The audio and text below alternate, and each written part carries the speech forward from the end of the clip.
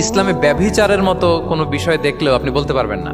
ব্যভিচার, adultery, fornication, জিনা, এগুলো দেখলে আপনি বলতে পারবেন না। বললে 4 জন নিয়ে বলতে হবে একসাথে। আপনি 3 জন যে যদি কাজের কাছে বলেন যে এই ছেলে আর মেয়েকে আমি অপকর্ম করতে দেখছি, কাজী 3 জনকে নিয়ে আগে 80 টাকার বেত মারবে পিঠে। তো করে দেখতে বলছে কে? তোমাদেরকে এই কাজ অবজার্ভ করতে বলেছে কে? কারণ 3 জন মিলে এই উইটনেস হবে না। 4 জন উইটনেস যদি থাকে তাইলে তাও আমরা দেখছি বললে হবে না, তারপরও মায়ের।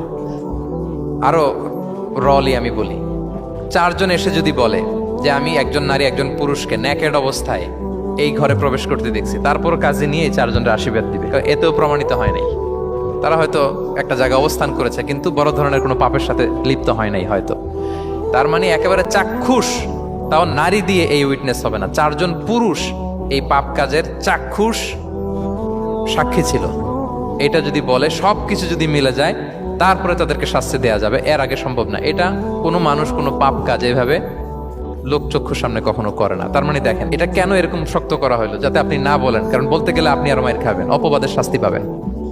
হ্যাঁ, ইফকের শাস্তি। ইসলাম কিভাবে মানুষের প্রাইভেসিকে হেফাজত করে। কেউ কোনো একটা মানুষ হয়তো কখনো শয়তানের ওয়াসওয়াসায়, নফসের তাড়নায়, বন্ধুর পাল্লায় পড়ে কোনোভাবে সে পাপে জড়িয়ে পড়েছে, আপনি এটাকে ইস্যু বানাচ্ছেন। কিন্তু এমন হতে পারে ওই পাপের পরে সে এমনভাবে তওবা করেছে, এমনভাবে ফিরে এসেছে, এমনভাবে প্র্যাকটিসিং হয়েছে যে সে ভালো কাজ দিয়ে আপনাকেও ছাড়িয়ে গেছে।